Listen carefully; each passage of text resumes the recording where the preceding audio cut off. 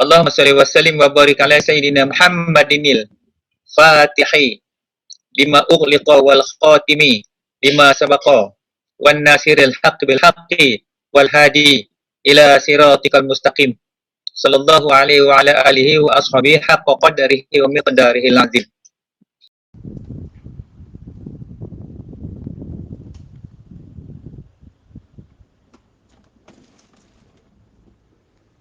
Bismillah, masyaallah, Allahu akbar. Alhamdulillah rabbil alamin. Wassalatu wassalamu ala asyrafil anbiya'i wal mursalin wa ala alihi wa sahbihi ajma'in. Subhanaka la ilma lana illa ma 'allamtana innaka antal alimul hakim. Rabbi shrah li sadri wa yassir li amri wahlul 'uqdatam min lisani yafqahu qawli. Wala haula wala quwwata illa billahil 'aliyyil 'azim. Allahumma salli ala sayyidina Muhammadin abdika wa rasulika nabiyil ummiyil wa ala alihi wa sahbihi barik. Amma ba'd. Alhamdulillah, syukur kepada Allah Subhanahu Wa Taala. Telah pun kita melangkah ke malam 24, hari 23. Kita masih lagi memburu Lailatul Qadar. Tapi apakah kita mencari Al-Qadar itu dengan ilmu atau dengan iman? Maka persoalan sekarang ni yang paling besar adalah apakah kita beribadat itu semata-mata untuk Lailatul Qadar ataupun untuk mengabdikan diri kita kepada Allah. Sedangkan Al-Qadar itu adalah anugerah Allah kepada orang-orang mukmin, kepada orang yang beriman kepada Allah, sebagai tanda kasih sayang Allah, sebagai tanda rahmat Allah Subhanahu Wa Taala. Maka kurnia Allah itu Allah tambahkan lagi dengan nikmat rahmat itu yang disebut sebagai Al-Qadar, malam yang 1000 bulan.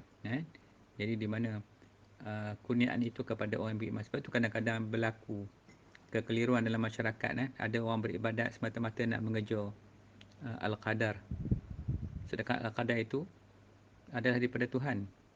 Kerana pada malam itu Allah menurunkan malaikat Jibril dan juga malaikat-malaikat rahmat yang lain membawa segala bentuk rahmat kepada manusia ni untuk direkodkan pada tahun-tahun yang akan datang. Jadi pertemuan malam pada malam itu adalah pertemuan yang agung, di mana kita pasrah kepada Allah. Yang penting bagi kita sekarang ni, kita nak positionkan dulu, kita nak beriman kepada Allah dulu. Itu yang masalah kita, yang kita duk keliru, tak dapat nak capai tahap keimanan tu. Bila tak ada iman pun tak tahu kita ni beriman ataupun tak beriman. Jadi kita jadi ghaflah lebih. Nak letak, tak tahu di mana kita nak duduk ni. Nak kejar Lailatul Qadar ke, ataupun semata-mata kita nakkan pahala tu. Nakkan pahala 1000 bulan tu. Memang Allah bagi. Tapi dia ada masalah lain pula. Apabila kita tidak menumpukan niat itu kerana Allah, dia apa pun lillahi ta'ala. Walaupun itu Allah bagi, macam kita sembahyang, Nabi sebut, orang yang sembahyang jemaah ni pahala dia 27 kali ganda daripada orang sembahyang seorang. Tapi kalau sembahyang di jemaah semata-mata dia nakkan pahala tu, bukan nakkan Allah, maka dia tak dapat apa manfaat pun daripada ibadat sembahyang tu. Sama seperti Lailatul Qadar. Allah bagi kepada orang yang beribadat kepada Allah. Orang yang beribadat kerana Allah, bukan yang beribadat kerana nak kejar malam Lailatul Qadar tu. Itu anugerah. Apakah semua orang beribadat tu dapat? Itu jangan tanya, itu kerja Tuhan. Yang kita nak tanya ni kita ni dulu. Kita ni beriman ke tidak? Kita ni Muslim ke tidak? Itu nak tanya. Jahil ke aku ni? Macam mana tu? Jadi ini benda-benda ni yang jadi tak jelas. Tak jelas. Keliru. Masih keliru. Kita masih keliru lagi. Jadi ilmu manakah yang patut kita belajar dulu? Kita patut belajar ilmu mana dulu? Sedangkan dalam Islam disebut awwaluddin ma'rifatullah. Manakah dia kata awaluddin? Manakah awaluddin? Awal. Awaluddin, awal-awal agama. Mana awal agama? Awal agama itu adalah ma'rifatullah. Yakni mengenal akan Allah. Tapi apa yang kita berlaku pada kita? Kita mengambil ilmu dunia dulu. Bila ambil ilmu dunia tu tak bawa kita kepada ma'rifah. Dia hanya membawa kita kepada untuk mengenal kehidupan atas muka bumi ni saja. Macam contoh kita pergi mengaji kat sekolah. Sampai naik sekolah menengah, sampai naik peringkat college. masuk universiti, pergi overseas, pergi mengaji, cari ilmu. Balik dah azam dah, balik nak kerja. Kalau mengaji agama, nak kerja jabatan agama, nak jadi pensyarah. Walhal mengaji bukan tujuan dia nak cari, nak bawa balik segulung ijazah, nak makan gaji. Tujuan mengaji itu nak cari redha Allah, bukan nak cari jawatan. Tapi apa yang berlaku hari ni, budak-budak ni mengaji semua balik nak jawatan, nak kerja dulu. Matlamat tak sampai, objektif dah lari daripada tujuan asal mencari ilmu tu. Mencari ilmu tu untuk kita beribadat kepada Allah.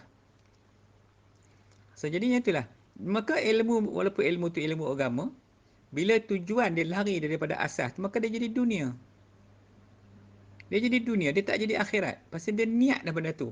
Dulu-dulu orang mengaji agama kat pondok sebagainya, dia bukan dia nak makan gaji, dia cari ilmu untuk beribadat.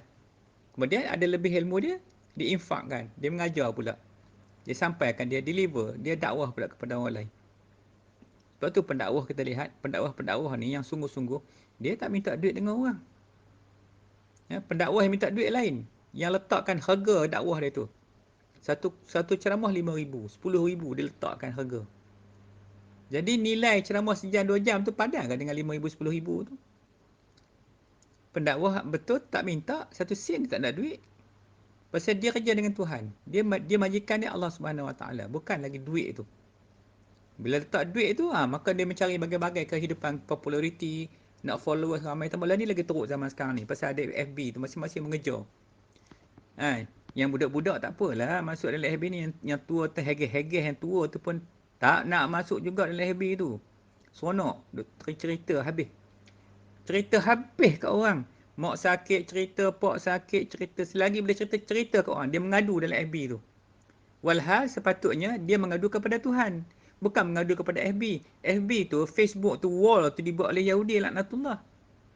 Lama-lama orang tahu kita, orang kenal kita, buruk dia ni macam ni, macam ni, macam ni. Sedangkan kita nak sembunyi aib kita tu. Ni bila jahil. Bila kita tak pandai nak guna benda tu. Jadi ada tempat yang kita kena faham. Okey, so jadi berbalik persoalan yang semalam kita mengaji semalam. Semalam kita belajar tentang syahadah. Saya dah describe semalam macam mana susahnya kita nak faham tentang dua kalimat syahadah tu. Sebab dalam tu ada fardu dia, ada rukun dia, ada kesempurnaan dia, ada sah batal dia. Semua tu kita nak kena faham. Sebab syahadah kalau kita tak faham itu, kita nak mengucap macam mana? Macam bawa kereta lah. Lesen tak ada, bawa kereta pun tak pandai. Bagi kereta, suruh dia bawa. Macam itulah jadi dengan dua kalimat syahadah. Kalau sekadar mengucapnya asyhadu alla ilaha illallah wa asyhadu anna Muhammadar Rasulullah. Kalau sekadar mengucap macam tu, aja burung pun pandai. Burung agak tua tu pandai. Kita manusia. Manusia ni ada akal. Manusia ni mukallaf yang ada pendengaran, ada penglihatan. Kena mengaji, kena belajar, kena tahu semua tu. Itu sebab syarat kita ni istimewa. Betul Allah bagi akal untuk kita berfikir. Allah bagi akal untuk membezakan antara manusia dengan haiwan. Tak sama kita dengan haiwan. Haiwan tak boleh fikir. Dia ada insting saja. Dia ada naluriah saja semata-mata. Jadi dia buat tu mengikut apa yang Allah takdirkan atas dia. Lembu, Allah kata, wahai lembu, makanlah rumput, daun-daun sebagainya. Dia tak makan benda lain. Itu gajah. Haiwan tengok, kucing. Makan lauk. Kan? Dia tak makan durian pun. Tapi manusia ni dia boleh makan semua. Bila manusia ada akal, boleh makan semua. Allah larang pula, Allah pesan dah. Allah kata makanlah apa saja di muka bumi ni. Wahai manusia, ya ayuhan nas, kulu mimma fil ardi halalan thayyibah. Wahai manusia, makanlah apa saja di muka bumi daripada yang halalan thayyibah. Allah tetap pula yang halalan thayyibah saja, lain kamu juga nak makan. Ini perkara-perkara yang kita nak kena fikir tengok, sebab dengan kurniaan Tuhan, akal tu, betul bukan Allah bagi akal saja, Allah bagi roh. Allah bagi nafsu lagi kita. Untuk kita dengan adanya nafsu tu, adanya nafsu itulah kita boleh hidup. Boleh beranak pinak, boleh makan, boleh minum. Kalau nafsu tu tak ada, makan tak boleh, beranak pinak pun tak boleh. Tak mahu jadinya. Tapi nafsu tu harus dikawal. Nafsu tu yang mana? Nafsu tu satu je. Dia boleh jadi nafsu yang baik, nafsu mahmudah, dan dia boleh jadi nafsu yang jahat. Benda sama. Benda yang tula je. Bukan benda lain. Nak kawal benda tu. Nak kawal dia kena letak iman kat nafsu tu. Nafsu tu kena diimankan, kena ditalkinkan nafsu tu supaya dia beriman kepada Allah. Baru dapat kita kawal dia. Manusia ni, gembala dia, iman tu. Tak iman tu, selesai masalah. Yang binasa sebab tak beriman. Maka nak beriman kena mengucap syahadah dulu. Sebab iman tu duduk kat syahadah. Tak ada syahadah, tak ada iman. Bila dia tasydid dengan hati dia, maka iman sampai. Dia tasydid tu iman masuk. Masuk kot mana? Masuk daripada ucapan lidah tu. Kalau mengucap saja, asyhadu alla ilaha illallah, tak ada tasydid dalam hati, maka iman tu tak masuk dalam. Dia hanya terlidah saja. Dia jadi Muslim, tidak mukmin. Mukmin ni orang yang beriman. Maka dengan mengucap, dengan mentasydidkan makna ketuhanan yang dalam kalimat la ilaha illallah dan membenarkan, mengisbatkan akan kebenaran Nabi Muhammad, maka ketika itu iman tu akan masuk dalam hati dia. Jadi baru nama dia beriman. Dengan beriman itulah mendapat mengawal segala tindak tanduk. Nak mengawal akal, nak mengawal roh. Sebab tu akal pula, dia harus ada syarak kawal dia. Akal kalau tak ada syarak, jadi majnun. Akal tu jadi akal yang gila. Jadi akal dengan syarak ni adalah dua perkara yang lazim melazimi antara satu dengan yang lain. Kalau syarak pula tak ada akal, tak jadi juga. Tak boleh nak ditegakkan syarak tu di mana. Syarak kena ada akal. Sebab akal ni dalam hukum fiqh kita tengok macam mana nak menegakkan syarak. Nak semayang macam mana, nak puasa macam mana, nak zakat macam mana, nak haji. Semua kena fikir. Macam ni nak buat, kena bagi macam ni. Solat macam ni, angkat tangan macam ni. Itu practically, kena ada akal. Iman dia kerja dia simple je. Dia membenarkan, dia tasydid je. Dia bukan ada buat kerja apa. Membenarkan. Lidah beria kena mengucap. Kena betul-betul asyhadu. Bukan asyhadu. Ni dah puluh tahun dah asyhadu, asyhadu. Walhal benda tu ashha. Bukan asya. Tu kalimat yang kita nak mati pun tak betul mengucap, macam mana nak mati? Jadi, kita betul balik semua benda tu. Tu dengan lidah tu iqrar bil lisan. Iqrar dengan lidah. Tasydid dengan hati benar. Baru datang keinginan nak beramal, maka wa amalan bil arkan, dengan diamal dengan anggota jawarih dia. Maka lagi banyak amalan dia, maka lagi tinggi iman dia. Bulan puasa ni, kita dah ngaji dah kemarin, dah cerita dah. Tarawih hanya datang sekali sahaja sebulan. Setahun sekali. Waktu lain tak ada tarawih dah. Maka tarawih itu 20 rakaat. Kenapa 20 pula Ustaz? Orang buat 8 dalam masjid. Yang ceramah suruh buat 8 tu ustaz-ustaz pula tu. Ustaz. Pergilah tanya Tok Guru. Megah sangat dengan ustaz ni. Sikit ustaz. Kamu tak ada ke Tok Guru? Kau nak pergi jumpa sesekala tanya. Tok Guru ni lain. Ustaz ni 4 tahun 5 tahun baru dapat ustaz. Tok Guru ni 30 tahun mengaji pondok baru dapat Tok Guru. Sama tak ilmu 4 tahun dengan 4-5 tahun dengan 30 tahun? Bukan nak nafikan, tak. Hari ni budaya tu dah terlalu teruk mencekam dalam kehidupan pemikiran manusia hari ni. Itu yang jadi kaum muda. Kan? Tak nak rujuk pada mazhab. Main pakai kepala otak sendiri. Nak hadis ya. Walau hadis tu pun yang bawa sampai kat kita pun hadis ulama' yang bawa. Imam Syafi'i, Imam Ahmad bin Hanbal, Imam Abu Hanifah, Imam Malik, Imam Abu Hasan Asy'ari, Imam Junaid Abdul. Mereka yang bawa. Yang kumpul-kumpul susun balik sampailah kepada Muslim. Sampai kepada Bukhari. Sampai kepada Tirmizi. Sampai kepada Ibn Hibban. Sampai lagi. Mereka ni yang duk bawa. Yang duk merawikan hadis ni, orang para sahabat-sahabat ni sampai. Kemudian dibawa oleh para ulama' ni. Susun balik. Susun sampai ke sini. Tak tiba-tiba sampai sini, kita jangan ikut mazhab. Semua tu tak betul. Asy'ari itu bukannya Nabi, buat apa ikut dia? Kita ikut hadis Nabi. Mau tak sesat macam mana? Sebab tu jadi zindik. Bila tak ada mazhab, jadi zindik, jadi kafir lah. Habis dia main ikut kepercayaan dia. Itu yang tolak habis, hadis daif, tolak semua tolak tu. Walau hadis. Mana lebih mulia lagi, kata-kata kita ataupun hadis sahih, hadis daif? Mestilah hadis. Cuma perawi je lah masalah dia sikit. Baik. So, jadi dalam persoalan kita nak balik kepada Allah ni, yang kita duk tekan masalah syahadah ni, selagi kita tak faham, selagi itulah kita duduk dalam bukan atas landasan yang sebenarnya. Sebab Islam tu bermula dengan syahadah. Cuba dengan 2 kalimah syahadah. Bunil Islam wa ala khamsi. Dibina Islam itu 5 dasar. Syahadati alla ilaha illallah wa anna Muhammadar Rasulullah. Dibina Islam 5 dasar. Cuba pegang baik-baik. Pegang teguh-teguh. pegang syahadah tu. Sebab dibina Islam atas 5 dasar. Dasar pertama syahadah. Syahadah tu, dah kata syahadah dulu, belajarlah pasal syahadah. Kenapa you duk pergi tempat lain dulu? Hak solat macam mana pula Ustaz? Solat selepas itu, masuk waktu je nak solat, belajar solat pula. Sampai kita faham. Tapi jangan tinggal belajar syahadah. Dia nombor satu, dia teras. Teras. Maknanya dia tu tiang seri. Tak ada tiang seri tu buat rumah runtuh. Tak macam buat rumah tengok pak segi kotak. Bertunggu dia angin sampai.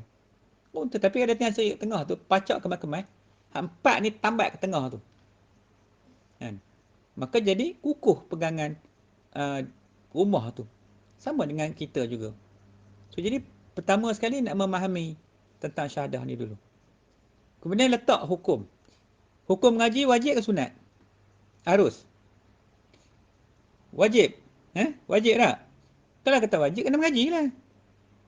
Kalau kata sunat, ikut suka lah. Kalau harus, ikut suka. Tu. Sebab tu saya duk ulang-ulang dalam bahasa yang mudah lah. Kan? Sebab dalam guru yang mengaji ni macam-macam orang. Ada yang doktor, ada yang profesor, ada yang ustaz. Ada macam-macam lah orang dalam ni.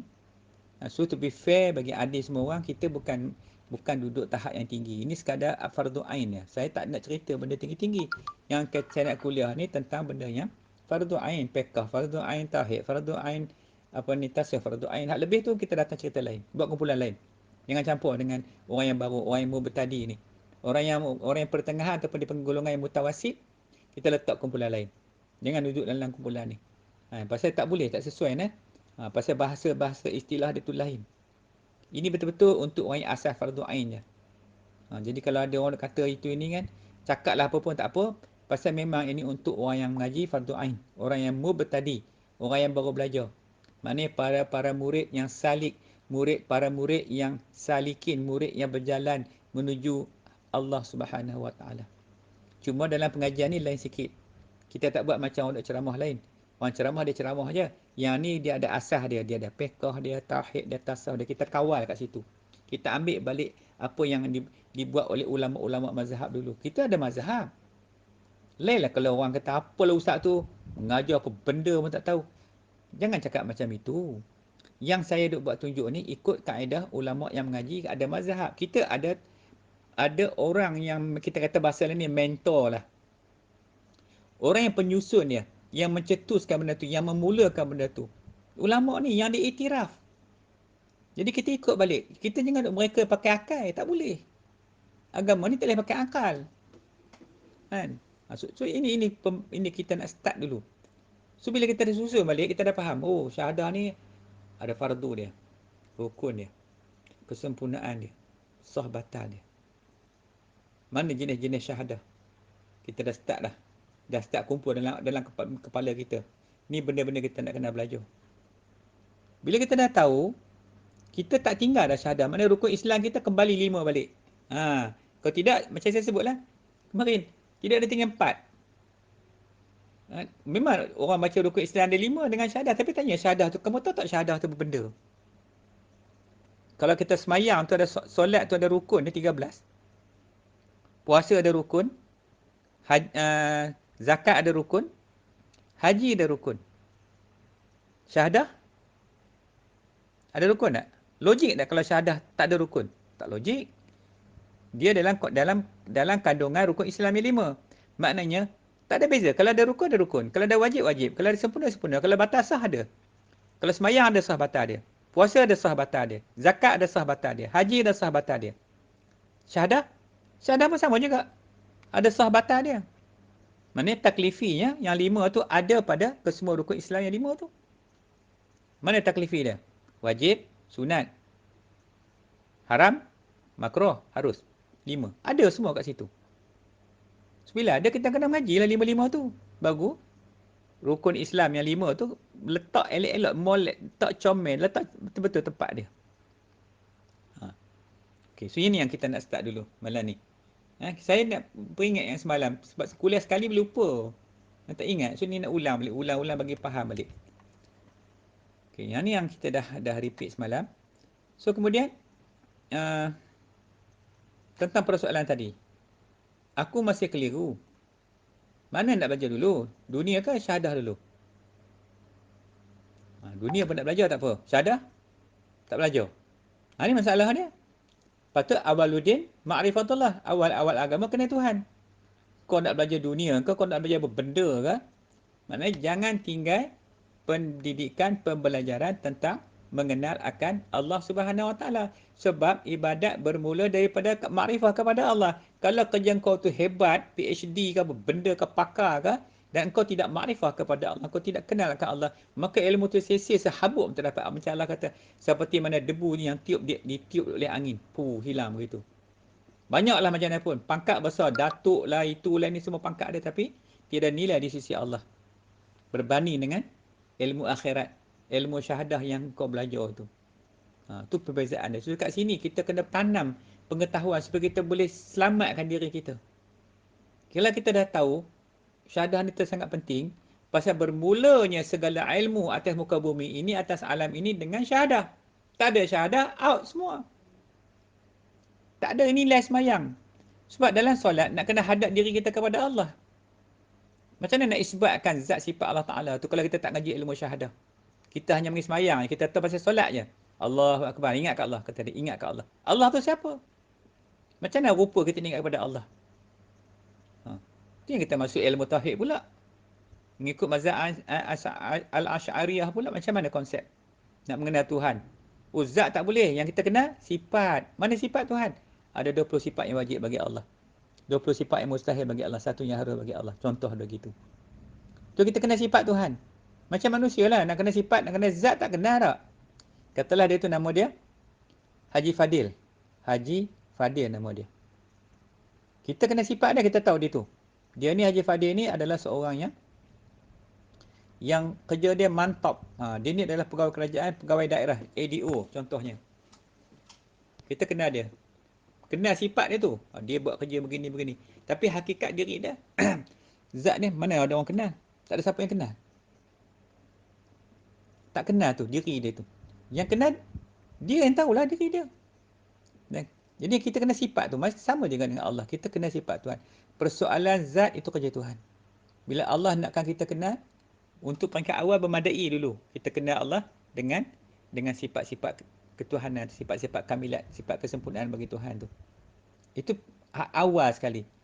Tak boleh pergi jauh. Jangan belagak, aku dah kenal ni zat tu. Jangan cakap. Tak ada kemampuan manusia nak mengenalkan zat Allah melainkan Nabi. Nabi tu pun Allah yang kenalkan kepada Nabi. Sebab Nabi pun termasuk dalam makhluk. Dan Allah, dia tak sama dengan makhluk. Allah tu laisa kamis lihi syait. Allah tu dia tak sama dengan apa yang ada di muka bumi ni, atas alam ini. Tu kita nak kena reti bab macam ni dulu. Okey, so jadi nak melepaskan kekeliruan kita tu, apa kita nak buat sekarang ni? Kita kena, nak tak nak, kita kena mengaji pasal syahadah, kena kenal Tuhan tu. Kemudian yang dunia nak mengaji-mengajilah, tak salah pun. Memang doktor dunia kena mengaji ilmu dunia. Tapi jangan sehingga terabai ilmu syahadah. Sepatutnya ilmu ni belajar bila? Masa kecil lagi. Kemudian dia naik umur dia, sampai ke balik, kita ajar lagi anak tu syahadah. Kita tak nak buat. Tak nak buat apa ni, majlis untuk ijazah untuk syahadahkan anak tu. Kan? Jadi anak-anak tu dia tak tahu benda tu. Benda tu sebahagian daripada agama. Dia tak tahu. Yang dia tahu, ayah, happy birthday bila? Mak, ibu, happy birthday bila? Dia tahu happy birthday lah. Ni persoalan ya. So kita nak malam ni kita nak santai-santai, nak bagi clear benda ni dulu. Pasal dah ada orang tanya saya dah. Yang belum syahadah lagi macam nak buat ustaz. Tak apalah, kita belajar dulu bagi faham. Bagi masuk benda tu, bagi lekat kat otak kita. Benda-benda ni penting dalam pembelajaran kita. Okey, baik, Allah. Baik, alhamdulillah. Tadi saya bagi sedikit panduan. Panduan tu bagi kesedaran kita tengok macam mana golongan-golongan Dajjal laknatullah, pok-pok Torut ni, syaitan ni sama kuncu-kuncu dia. Mereka ni dah main peranan utama nak menyesatkan akidah orang Islam. Nombor satu, dia fokus dekat makanan. Makan minum. Kita nak makan minum. Ni masa PKP ni membelasah lah beli. Dulu sebelum ni sibuk tanya halal. Halal tak? Halal tak? Kan?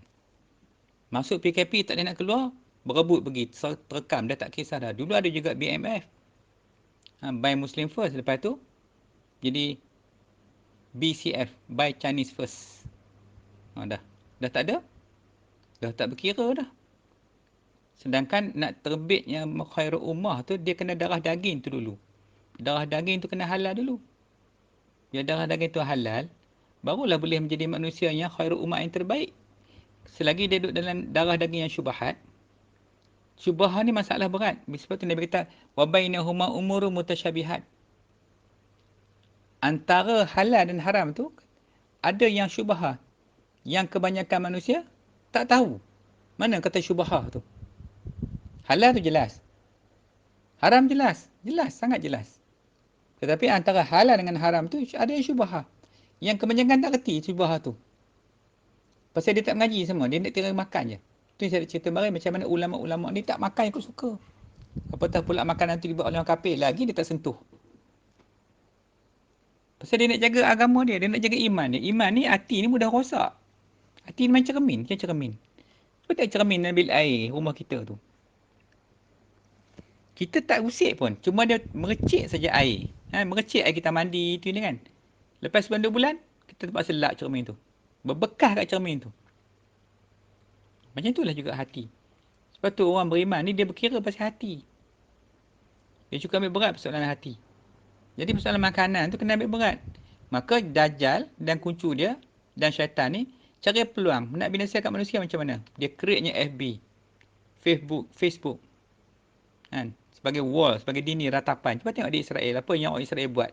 Pergi dekat dinding tembok tu, angguk-angguk goyang kepala tu. Meratap.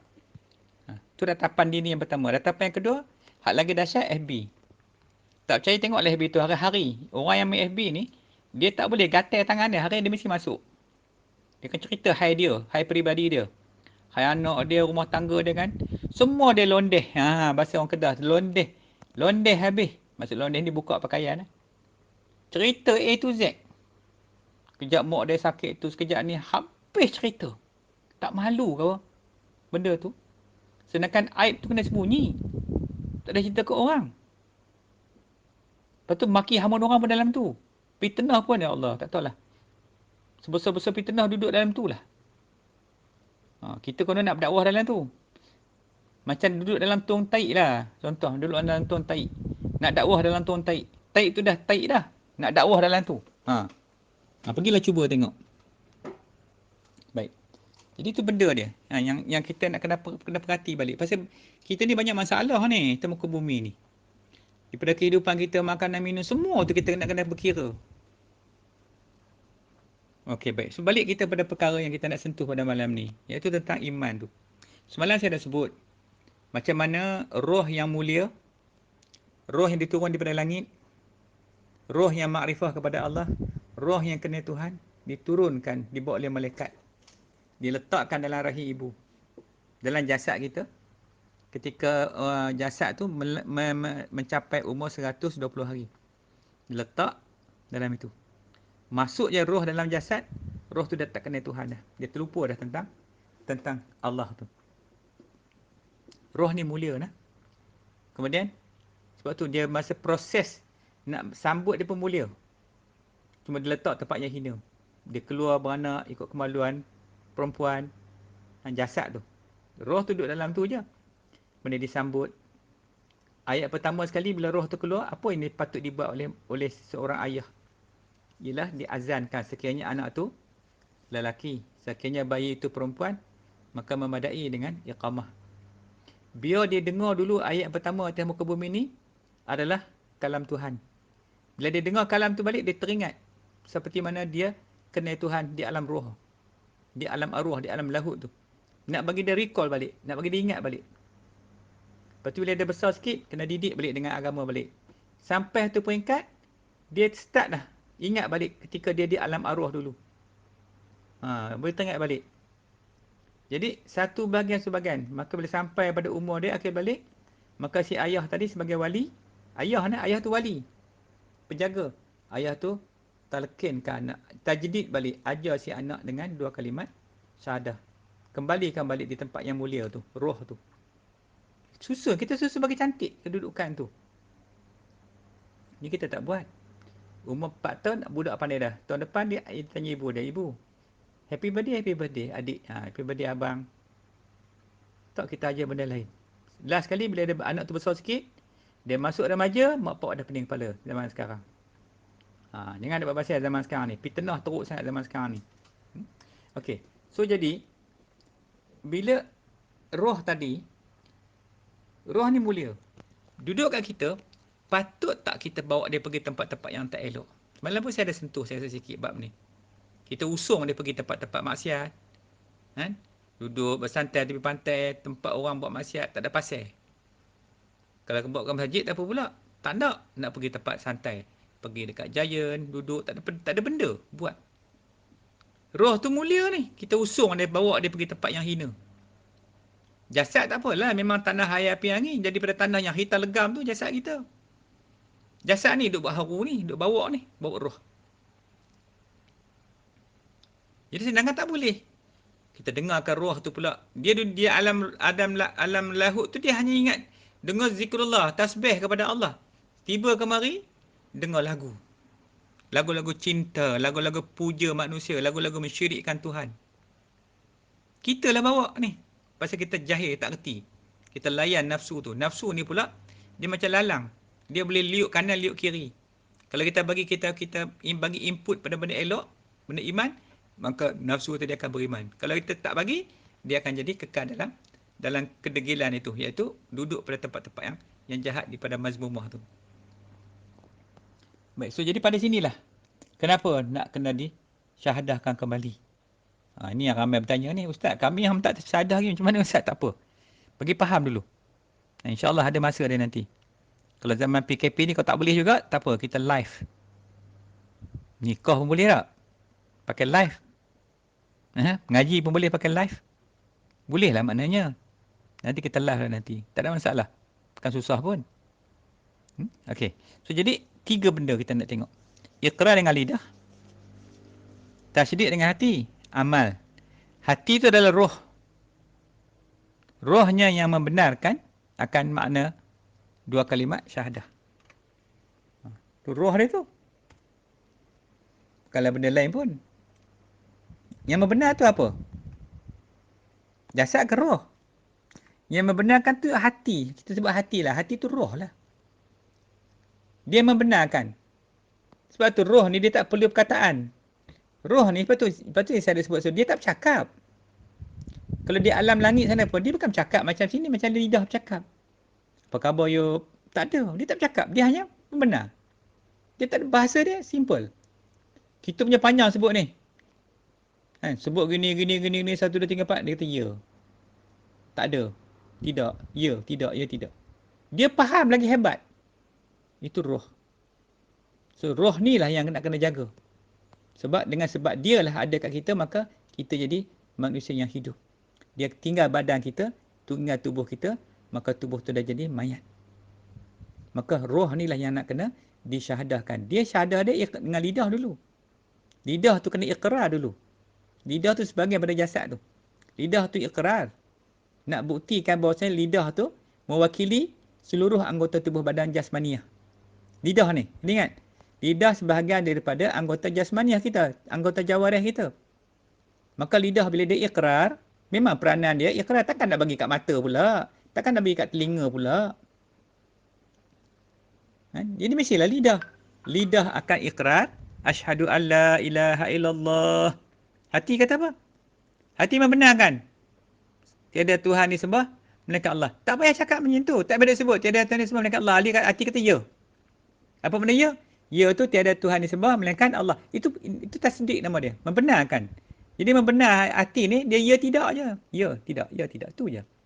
Dia tak ada susun ayat. Sebab tu niat ni tak perlu pada susunan. Niat bukan dengan susunan ayat. Dia tak perlu susun ayat. Saja aku puasa besok hari. Lidah kata ya. Nawaitu sawma ghadin ala dai fardhi syahr ramadhan hadhihi sunnati lillahi ta'ala. Itu kata lidah. Lidah lafaz.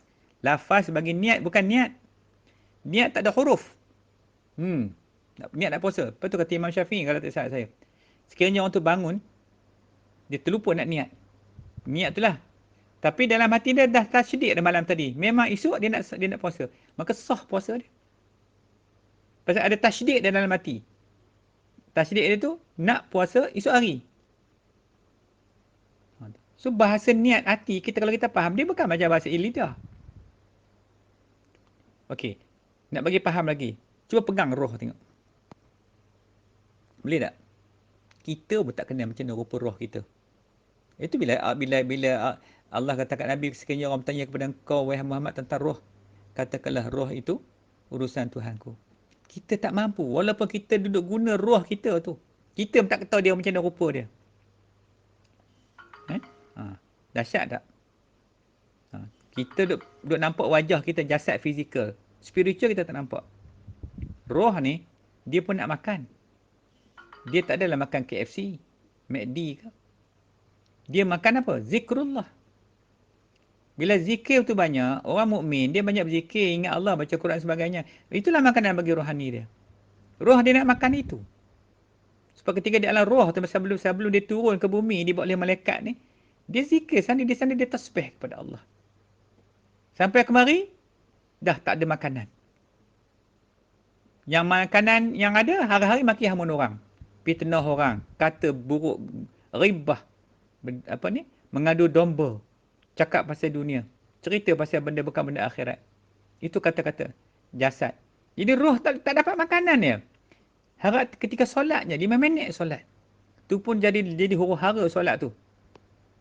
Solat patuk, ayam patuk, kejap dah siap. Solat yang tak ada roh. Nak ambil wuduk, jangan cakap lah. Ada budak kau, ustaz.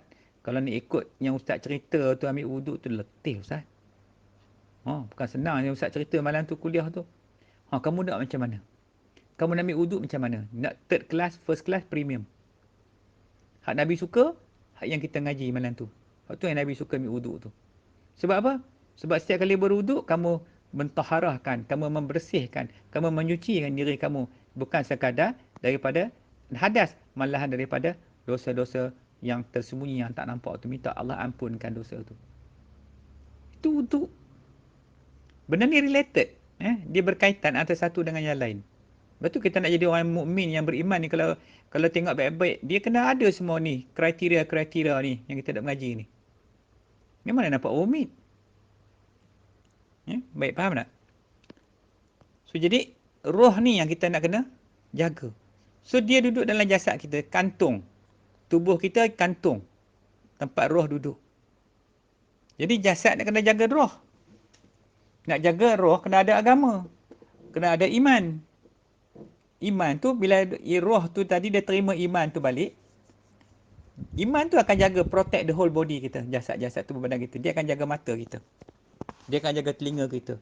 Dia akan jaga kaki kita, tangan kita. Sekarang ni kita tak ada penjaga. Kita tak ada penjaga.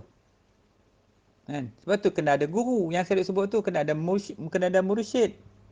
Sebab Iblis kata, kalau siapa tak ada guru, maka akulah guru baginya. Kalau tak ada guru, aku jadi guru. Mana syaitan akan ambil alih kerja mursyid, kerja guru, bimbing kita masuk neraka. Syaitan bimbing masuk neraka. Kalau kita ada mursyid, ada tok guru, ulama, para masyayikh, murabbi kita, mursyid tu, maka mursyid akan bawa kita balik kepada Allah, kepada Rasul. Bila Rasul dah tak ada, ulama ganti Rasul, ganti Nabi. Dan ulama ni kerja dia macam Nabi, bawa manusia balik kepada Allah. Setan kerja dia daripada dulu lagi, sesatkan manusia, bisik kejahatan. Kita pula duk bertahan, tak apa, tak ada guru pun tak apa. Iblis kata terang dah. Dia kata, malalahu syakun fa'anilahu syaitan. Siapa tak ada tok guru, akulah tok guru kamu. Jadi persoalan ni sangat berat. Kalau cerita jasmani, okay fine, selesai masalah. Tapi kalau cerita membabitkan benda ruh, benda nafsu, benda akal, tak boleh. Kena ada pembimbing. Sebab tu syarak adalah pembimbing bagi akal. Supaya akal tak tergelincir daripada syariat Islam, syariat Allah Ta'ala. Mu kena ikut ni. Ni 5 ahkam. Kena ikut. Mu jangan pergi ke lain. Waktu ni wajib. Buat yang wajib kata syarak. Akal kata ya. Waktu wajib ni. Sebab akal dah diberi input oleh tuan tubuh ni. Manusia tu bagi input kepada akal. Kan, okey. Waktu wajib apa? Masuk waktu solat. Dah azan dah, okey, jom solat dulu. Pasal waktu wajib dah masuk. Habis waktu wajib tu, waktu lain pula. Tinggal lagi 4 waktu. Waktu sunat bagi dia. Maka dia boleh buat benda yang sunat. Hak wajib tu hak Tuhan. Selesai hak Tuhan dulu, lepas tu hak dia pula hak yang mana? Perkara-perkara yang sunat. Baca Quran, mengaji zikrullah. Itu hak dia. Kemudian, ada lagi waktu tu. Ada waktu harus, nak mandi contoh kan. Nak makan, lapar lagi, makan dulu. Semua benda-benda harus. Boleh buat, tak ada salah. Jangan buat 2 benda lagi. Iaitu, jangan duduk dalam waktu yang haram. Buat kerja haram. Dan makruh. Protect yourself. So, macam tu. So, setiap hari, daripada pagi 24 jam, masa berlaku dalam within, apa orang kata, waktu tu, saat tu, dia ada waktu tu. 5 tu ada kat situ. 5 ahkam tu. Tak hilang kat situ. Tu nak, jadi benda ni semua nak mengawal akal. Syarak tu nak kawal akal. Kemudian datang pula roh. Roh. Roh ni nak kawal ni macam mana? Kena ada iman. Makanan dia, makanan yang dia panggil makanan yang spiritual, batiniah tu. Iaitulah zikrullah, tasbih, selawat, baca Quran, zikir lain, doa lain. Apa saja yang tu, itu semua makanan bagi roh. So kat sini kita dapat kawal. Maka bila roh yang ada beriman tu tadi, yang kawal dia tu, iman tu. Iman kawal roh. Kawal hati. Dia kawal dengan nafsu sekali lah. Sebab kalau dalam kita lihat Ihya Ulumuddin tu disebutkan nafsu ke roh ke akal satu dia kata. Cuma diasingkan nak bagi mudah faham. Tapi hakikatnya satu ya. Dialah roh, dialah nafsu, dialah akal, 3. Dia kata dia gitu.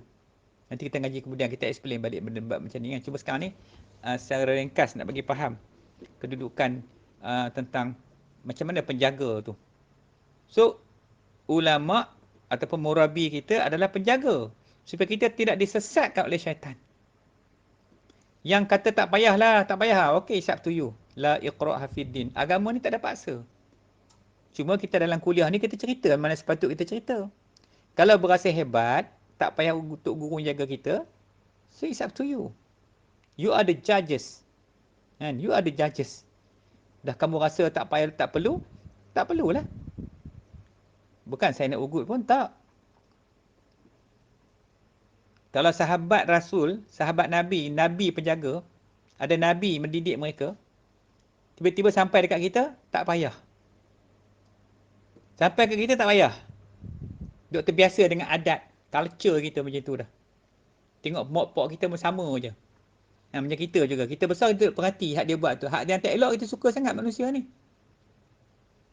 Sebab tu Allah kata fa'alhamaja fujuraha wa taqwaha. Diilhamkan datang anak Adam itu jalan-jalan jahat. Dalam ayat tu disebut fujuraha dulu. Sebab apa? Manusia tu suka benda jahat, benda tak elok. Baru datang wa taqwaha, baru datang benda yang elok, yang baik. Jalan-jalan yang baik. So, jadi kalau tak ada orang didik kita, cuba tengok Imam Syafi'i, berapa banyak guru dia. Tu yang orang ulama hebat. Ni guru pun tak ada. Tok guru seorang pun tak ada. Yang ada tok guri yang banyak. Tok guri ni nak penuh perut macam mana dia ajar. Okey, plan. Malah ni plan. This is the plan. Plan Melayu biasalah. Kalau menegak orang Melayu ni, kalau tak sebut mati label tak sah. Ni plan ni. Ni model. Okey, saya ada satu modul untuk bisnes.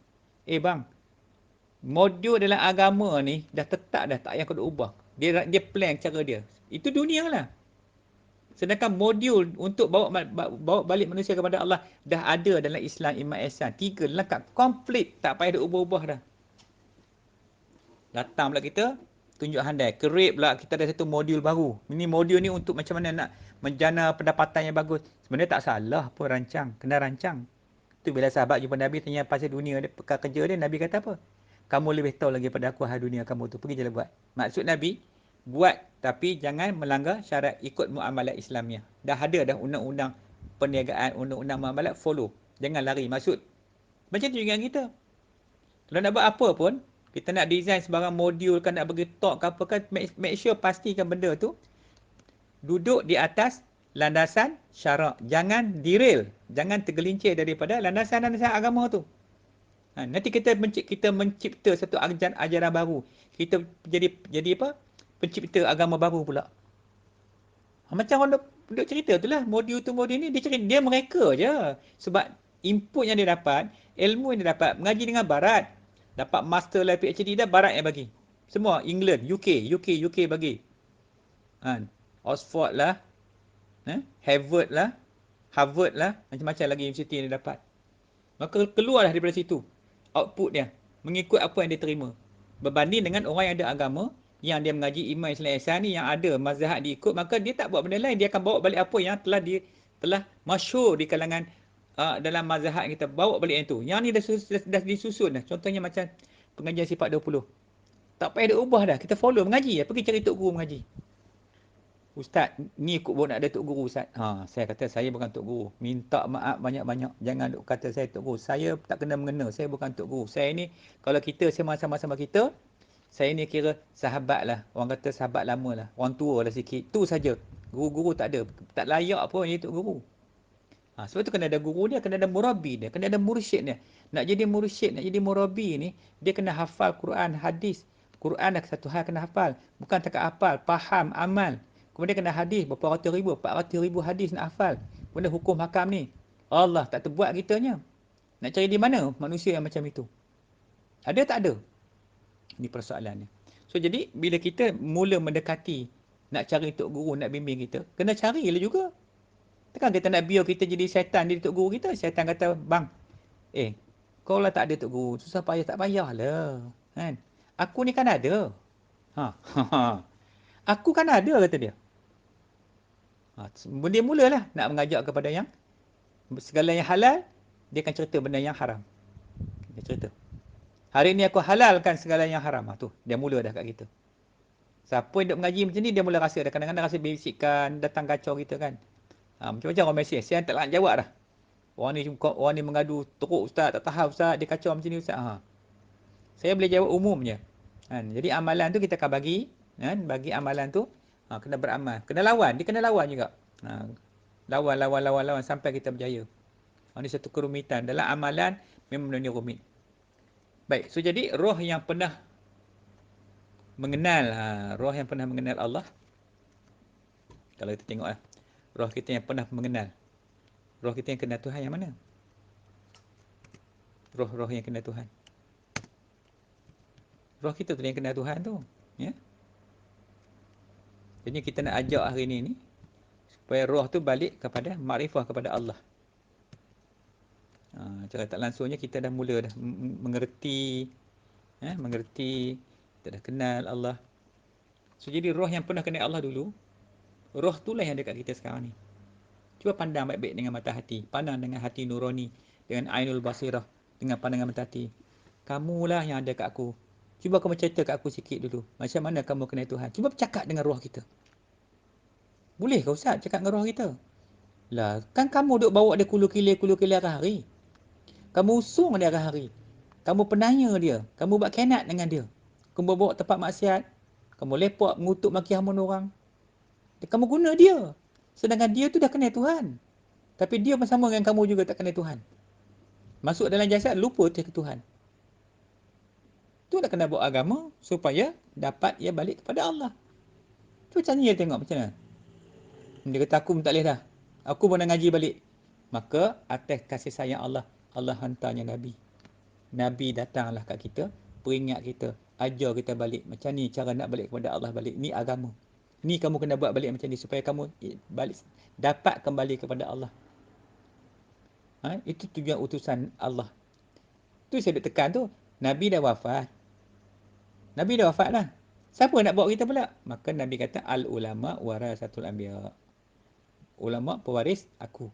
Pewaris Nabi. Maka kita ikutlah ulama ni. Kita kena carilah tok-tok guru macam ni. Kalau kawan dengan orang yang tak ada tok guru, tak payahlah. Sebenarnya kena ada pembimbing. Kena ada pembimbing. Kita lah cakap bahasa haiwan kambing, gembala. Kena gembala nak jaga kita ni. Tidak sesat habis kita. Okey, so jadi roh yang Allah letak dalam jasad ni untuk apa? Tempat ujian roh tu. Pasal dulu kita janji dengan Allah dah. Dan manusia harus kembali bersyahadah. Lepas tu manusia kena talqin balik. Kena terima balik syahadah supaya dengan terima syahadah tu dia terima iman Islam Ihsan balik dalam hati dia. Sebab nak lawan, nak buang keluar segala kufur maksiat tu. Benda ni saya ulang-ulang banyak kali. Kenapa ulang? Nak bagi rimai balik. Mungkin ada di kalangan yang duk dengar ni, dia dah dapat tangkap dah. Itu tanda pun. Nak bagi masuk. Nak faham benda ni. Dah faham tu insya-Allah. Okey dah. Tu yang kita boleh santai-santai malam ni ya. Baik, wallahu a'lam. Baik, alhamdulillah.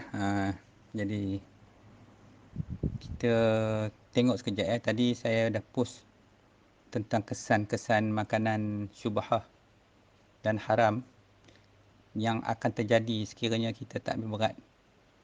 Nak kawan anak zaman sekarang, makanan pun semakin canggih. Orang begitu bangga dengan teknologi moden, sehingga orang lupa teknologi Allah Ta'ala tu lagi maha hebat. Maka berlumba-lumbalah manusia mengejar branding yang hebat-hebat. Banyaklah branding hebat-hebat ni kalau kita tengok. Kalau KFC, McD, Kenny Roger, Papa Grill lah, macam-macam lagi. Manusia sangat bangga. Dia tak peduli pun syubhah ke halal ke haram ke. Macam mana pembuatan dia. Jadi inilah kumpulan yang paling ramai sekali.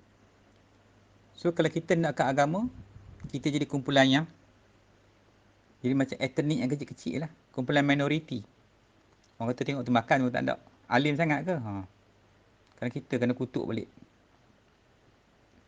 Baik, so jadi kita sambung lagi tadi.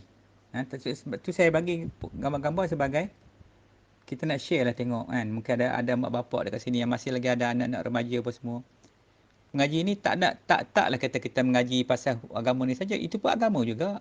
Jaga makanan tu semua agama tu. Kan saya dah sebut tadi, nak melahirkan khairul ummah, mesti daripada makanan halal dulu. Kalau darah daging dah jadi haram, nak terbit kat mana yang benda yang nak jadi khairul ummah, nak jadi umat terbaik macam mana, bergelumang dengan haram. Dengan rasuahnya, dengan ribanya. Dengan mencuri waktu lagi kerja. Kerja pukul 8 sampai petang. Masuk pukul 8, punch card dulu. Betul lebuh, tak ke mana hala tak tahu. Kan 9.30 pun sampai. Yang customer ni datanglah nak berurusan. Manalah pakcik yang jaga meja ni. Oh, dia ada urusan lah. Hari-hari pun masuk. 9.30 masuk. Masuk tak berhenti hampuk. Marah orang pula. Pakcik ni tak reti ke isi borang. Tu. Tu dia panggil pencuri waktu. Halal ke duit tu? 1.5 jam tu. Hari-hari pula tu. Macam tu contoh. Semua nak kena fikir. Lepas tu bila kerja makan gaji. Yang dengan majikan, nak kena fikir semua benda-benda macam tu. Lainlah kita buat kerja, memang kena kerja, kena keluar.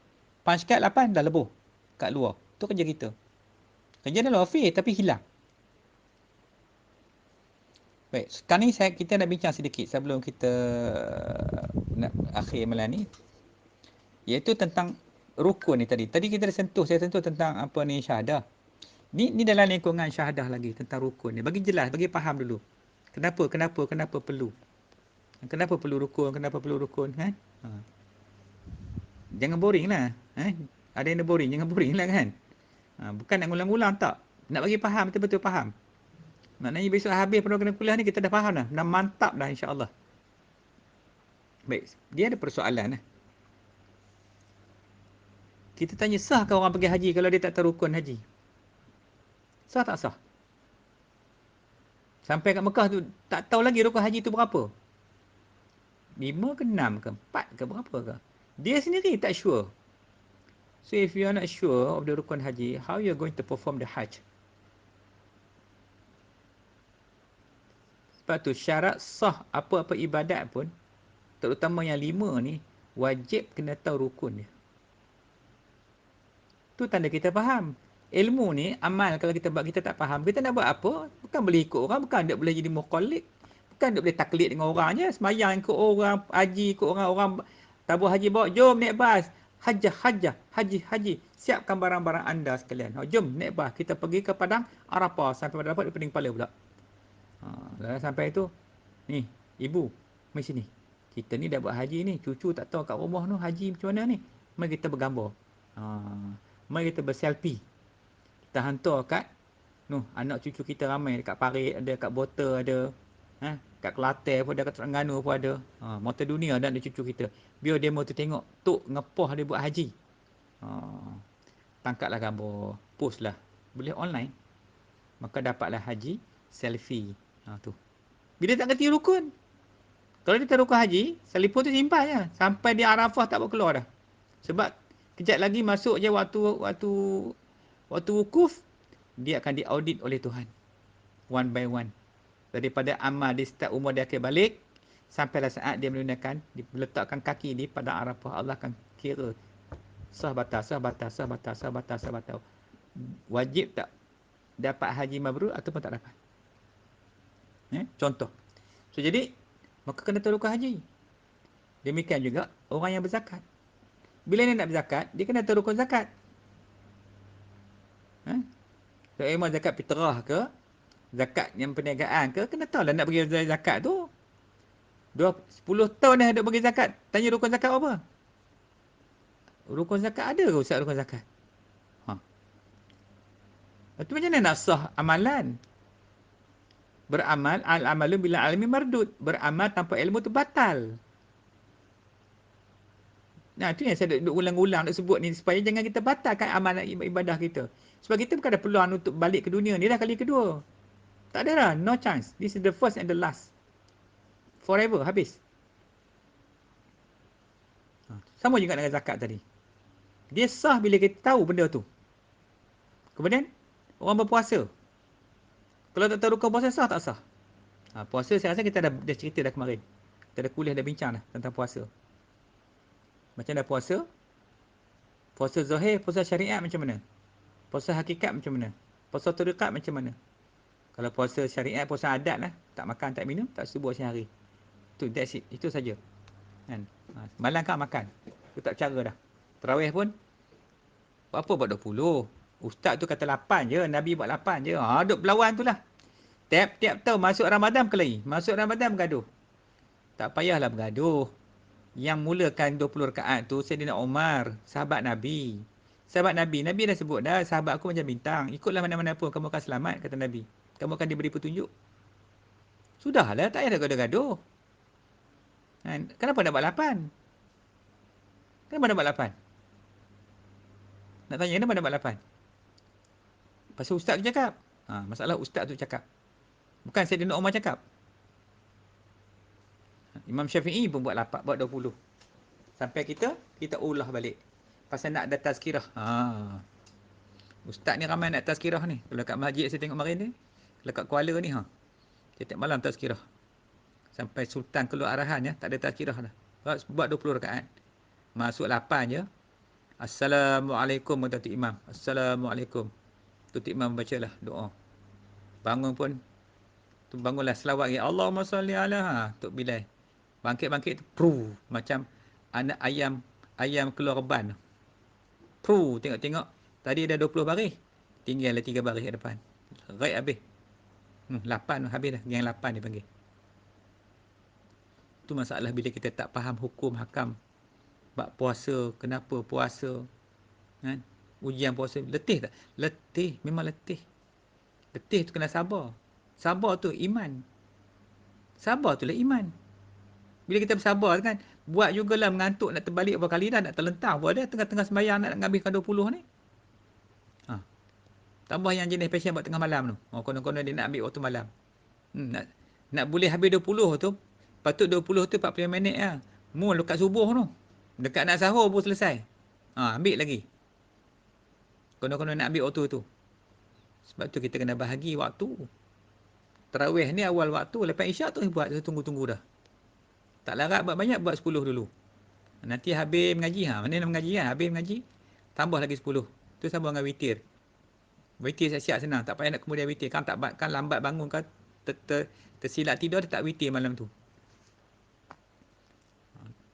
Tu semua nak kena faham. Bila kita faham hukum hakam agama ni, kita jadi mudah buat ibadah. Baik, kemudian orang yang solat pula. Sah tak sah kalau dia tahu rukun solat? 13 rukun lah. Ada ulama tulis 17. Ada ulama tulis 19. Jadi rukun tu ada 3. Dia ada qalbi, fi'li, qawli dalam solat tu. Kemudian kena tahu rukun. Angkat takbir, angkat tangan. Angkat tangan tu rukun ke? Apa kata kita solat tak usah angkat tangan? Takbir tu takbir je. Allahu Akbar. Tangan tak angkat. Tak boleh Ustaz. Mana boleh macam tu Ustaz? Angkat tangan tu kena Ustaz. Angkat tangan tu rukun ke? Yang rukun tu takbir. Allahu Akbar. Angkat tangan tu sunat. Dalam sembahyang, dalam solat, ada sunat ab'as, ada sunat hay'ah. Sunat ab'ad ada berapa? Yang kalau tinggal kena sujud sahwi. Contohnya baca kunut. Contohnya kita tertinggal tahiyat awal. Maka kena solat, kena sujud sahwi. Itu contoh. Manakala sunat hay'ah, dalam solat ada berapa? Ada solat ada berapa? Berapa dalam solat? Berapa belas ada? Sunat hay'ah dalam solat, bukan belas bang nah, bukan belas nah. Ada 70,000 sunat hay'ah dalam solat. Tu baru solat betul. 17 sikit lah sunat. Sunat hay'ah dalam tu. 70,000 sunat hay'ah dalam solat. Nanti orang tanya pula, Ustaz, apa dia Ustaz? Ngaji lah dulu. Tanya senang sangat ya. Sepatah nak jawab, mau 2 jam tak habis. Jadi, itulah solat. Sebab tu kalau tidak, macam mana? Dalam solat, kita nak menghadirkan zat sifat solat. Kalau kita tak tahu solat. Sebab tu takbiratul ihram ni tempat paling penting ketika kita takbir nak masuk solat. Pintu masuk dia mana? Solat. Pintu masuk dia adalah takbiratul ihram. Apa makna takbiratul ihram? Makna setiap yang halal jadi haram selepas kita takbir. Sama orang pergi pakai ihram haji, ihram umrah tu. Dia niat nama itu umrah wa ahram. Sebab ahram tubiha tu. Maka jadi haram lah sebelum ni. Tu sama dengan takbiratul ihram. Makan halal jadi haram. Sembang halal jadi haram. Tu dalam takbir. Mana pintu keluar solat? Assalamualaikum warahmatullahi. Itu pintu keluar dia. Salam tu keluar. Masuk tu takbir. Dan jangan putus niat. Ada orang mesej saya tanya, macam mana Ustaz niat dalam solat? Nak cerita lambat kita apa? Saya sentuh sikit. Niat dalam solat, niat ketika solat, dia nak pindah satu rukun, dia ada takbir dia. Dia panggil takbir intiqalat. Takbir intiqalat ni takbir berpindah rukun. Daripada berdiri betul, habis baca Fatihah dengan surah, nak rokok, maka dia Allahu Akbar. Masa tu dia niat untuk daripada berdiri betul kepada rokok. Jadi dia kena alert. Lepas tu dalam solat kena alert. Dia kena bersedia. Ni nak rokok. Jangan jadi adat. Bila adat, dia tahu dah lepas ni kena macam ni. Lepas pada rokok, tidak dia sujud. Dia tak ada niat, dia jalan terus je. Memang dia tahu benda tu. Tapi bila dia buat dengan tak ada niat, maka dia tak sah sembahyang tu. Putus niat nama dia. Sebab tu dia panggil intiqalat. Maknanya kena takbir berpindah rukun. Allahu Akbar. Bila kita sebut Allahu Akbar tu, serentak dengan kita niat tukar rukun. Daripada berdiri betul tadi, Allahu Akbar. Panjang akbar takbir itu. Sebab kita nak turun daripada berdiri betul kepada sujud. Lepas sujud tu, nak berduduk antara sujud pula Allahu Akbar, kita niat pindah kepada niat dalam hati. Ni maksud dia tak payah duk cakap lah. Kita tahu ni pindah tu maksud dia gitu. Tak payah duk sebut ni nak pindah ni. Nak pindah ni. Bukan cakap, tak payah. Kan saya duk sebut dah soal hati. Hati ni dia yes or no je. Ya, okey. Dah. Tu pindah. Dia kena jaga niat tu. Sebab tu niat dalam ibadat cukup penting. Macam ambil wuduk semalam kita duk bincang. Boleh niat pada awal wuduk basuh-basuh tangan tu. Niat. Tapi takut kena istiqamah tu. Dia terlupa niat kan. Masa basuh muka dah tak sah. So jadi, kita ikutlah mazhab kita. Mana tempat niat dalam wuduk, masa basuh muka. Begitu senang. Niatlah. Sahaja aku mengangkat hadas wuduk kerana Allah Ta'ala. Nawaitu wudu'an lillahi ta'ala. Dah. Kena je air kat muka tu. Tu lah kita niat mengangkat hadas wuduk. Dah sah dah. Okey, baik. Kemudian, apakah hukumnya pula jika tertinggal salah satu rukun solat? Contohnya bacaan Fatihah. Tak sah lah Ustaz. Kau ikut mazhab mana ni? Yalah, aku mazhab Syafi'i lah. Syafi'i tak sah lah. Tapi kalau kamu ikut mazhab Maliki, sah. Kalau kamu sembahyang Jumaat, mazhab Maliki, dia makmum tak payah baca Fatihah. Imam je baca Fatihah. Tu mazhab Maliki. Kita tak boleh. Dan kita dan mazhab Syafi'i pun, Kalau pakai Fatihah tu tak baca bismillah tak sah, sebab bismillah tu salah satu daripada rukun Fatihah. Salah satu daripada ayat Fatihah. Mengikut kata Imam Asy-Syafi'i, maka kena baca bismillah. Jadi 7. Manakala mazhab lain tu ada yang tak baca, macam Hanafi setengah tu dia tak baca. Dia jadi sunat baca bismillah. Tapi Syafi'i kata jadi wajib. Dia beza kat situ ya selalunya mazhab ni. Baik. Kemudian tak sah bila tinggal Fatihah. Terlupa takbir. Takbir tak ada. Tidak terlupa buat, maka tak sah solat tu. Baik. Kemudian bagaimana pula jika seseorang itu tidak mengetahui akan rukun syahadah? Tadi dia cerita tadi rukun haji, rukun zakat, rukun itu, rukun ni, tinggal rukun tak sah. Masuk bab syahadah pula. Macam mana pula kalau dia tak tahu rukun syahadah? Sah ke tak sah syahadah tu? Walaupun dia tak mengucap syahadah dalam semayang tu berapa kali sehari tu. Asyhadu alla ilaha illallah wa asyhadu anna Muhammadar Rasulullah. Rukun tak tahu. Syahadah itu hendaklah dipelajari dan diketahui rukun supaya sah iman Islam ihsan dia. Jadi kerana syahadah tu tempat apa kita sebut tadi, bermulanya Islam. Dia mula Islam kat situ. Bermulanya ibadat dekat syahadah. Orang yang tak kenal syahadah macam tak kenal agama. Seperti mana roh, jasad tanpa roh. Ada jasad, tak ada roh. Maka mengetahui akan rukun syahadah itu adalah wajib. Kena tahu. Nanti tengok dulu sambil itu kita belajar. Tak apa, insyaAllah nanti kita pelan-pelan kita pergi. Jadi saya rasa kamu yang mengaji dalam grup ni pun tak adalah kejar tak. Tak kejar. Kebanyakannya tunggu sampai lepas subuh esok baru buka. Malam ni nak tidur. Tapi ni dah malam 10 malam terakhir. Bang, 10 malam terakhir. Bukan 10 tidur malam. 10 malam terakhir ni malam untuk beribadat. Mengaji ni pun ibadat. Daripada tengah handphone je begitu mengaji. Nanti nak sembahyang. Nanti masuk ni lepas kejap lagi dah boleh solat. Solat tasbih dulu. Tasbih ni panjang sampai 45 minit, sejam. Buat tasbih dulu. Lepas tasbih dulu kalau nak telat sekejap boleh lah. Lepas tu sambung dengan solat taubat ke. Lepas tu nanti bangun kejap tahajud. Habis waktu malam. Pukul 5 lebih kan dah sahur. Berapa minit kita ada malam? Start tadi dah maghrib masuk isyak. Isyak tarawih. Tarawih mengaji ni macam ni. Lepas tu kejap lagi buat solat tu. La ilaha illallah. Habis macam tu je masa kita. Itulah yang Allah akan bagi kalau kebetulan malam ini atau malam-malam kita berjaga. Itulah ganjaran dia, pahala yang Allah bagi. 84 tahun punya pahala. Macam mana? Wallahu alam. Allah yang Maha mengetahui. Tu yang ni yang kita ambil kesempatan. Jadi nak jadi bercerita benda ni bukan kebetulan. Mungkin ada orang cakap, kebetulan ni kita buat masuk bulan puasa. Bukan. Allah dah plan dah kat kita. Allah dah susun dah untuk kita. Bila Allah hendak kebaikan atas kita, maka diletakkan kita di tempat yang baik. Bila Allah tak nak, ditarik kita keluar. Kita kali keluar sendiri. Macam orang pergi surau, pergi masjid. Kalau Tuhan tak gerak kaki dia pergi, kali pergi pun. Walaupun depan rumah dia. Yang jauh tu datang masjid, contoh. Inilah benda-benda yang kita kena faham. So, jadi, rukun benda yang sangat-sangat penting. Itulah yang saya ulang-ulang sebut bagi faham. Baik, so harap mudah boleh faham dah. Wallahu'alam. Baik, Alhamdulillah. Syukur kepada Allah. Bolehkah follow?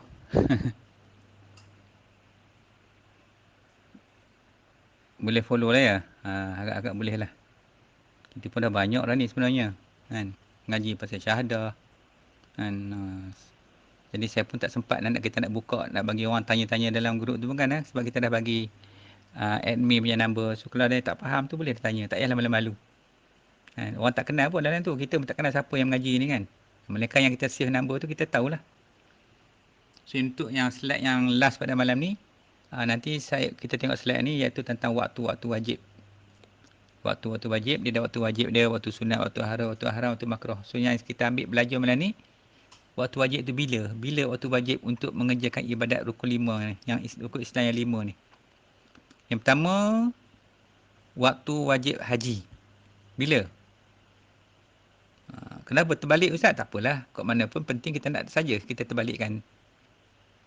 Nak belajar, nak tahu je. Waktu wajib haji bila? Bulan haji, bulan Zulhijjah. Tapi tahun ni rasanya tak ada haji lah orang sebabkan masalah Covid ni. So Saudi dia tutup, dia tak benarkan buat haji tahun ni. Dan Zulhijjah. Bila pula waktu wajib mengeluarkan zakat? Waktu wajib zakat apabila cukup haul dan nisab. Nisab tu, haul tu tahun lah. Nisab tu jumlah kiraan dia lah. Contohnya, dia ikut nilai emas. Kita kena kira nilai emas tu. Pendapatan satu tahun tu berdasarkan nilai emas. Nilai emas tu. Tak silap saya kalau ikut duit 14 ke 15 ribu duit kita. Baru boleh keluarkan tu. Dia berubah-ubah, tak ingat. Nak kena kira balik. Nak tengok balik dia punya tu. Apa yang pusat zakat punya tu. Tahulah kat situ. Kemudian, bila waktu wajib puasa? Waktu wajib puasa ada kan? Ada tak waktu wajib puasa? Bang? Ada tak? Adalah kan? Ni Ramadan.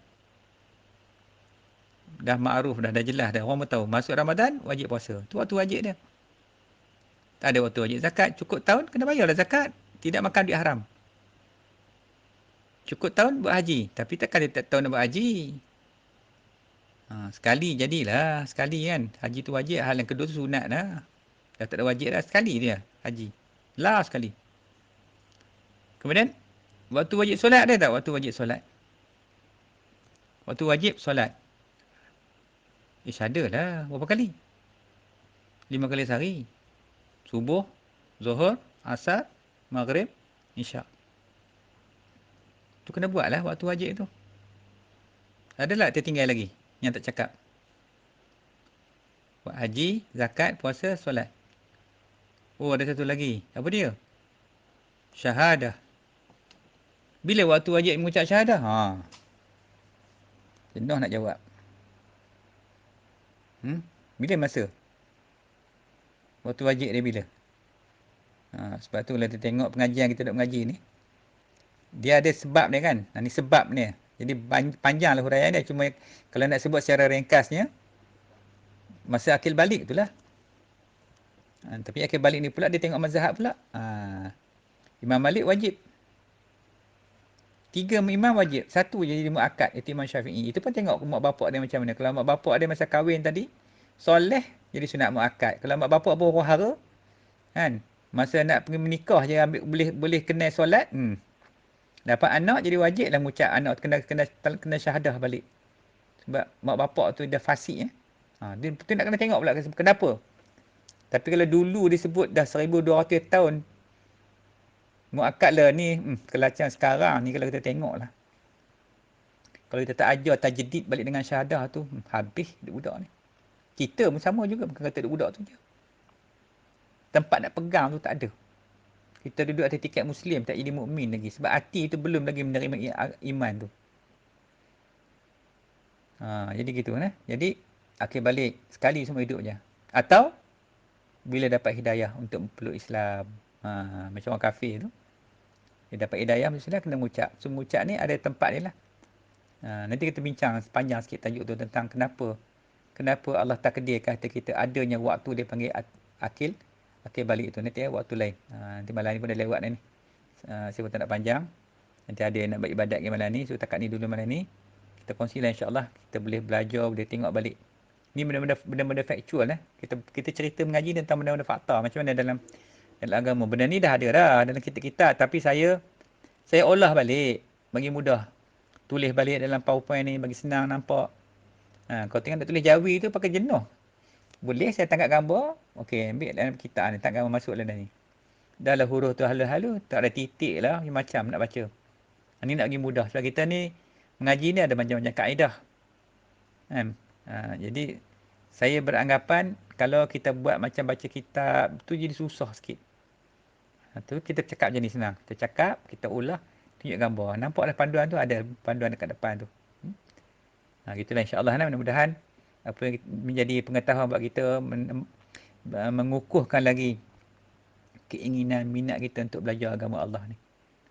Sebab kita nak selamatkan diri kita dan anak keluarga kita, saudara mara kita daripada azab api neraka Allah Taala tu. So kita mulalah pada masa sekarang ni kan.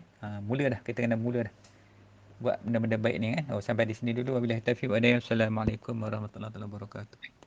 Allahumma salli wa sallim wa barik ala sayyidina Muhammadinil Fatihi lima ughliqa wal khatimi lima sabaqa wan nasiril haqqi bil haqqi wal hadi ila siratikal mustaqim sallallahu alaihi wa ala alihi wa ashabihi haqqa qadarihi wa miqdarihil azim.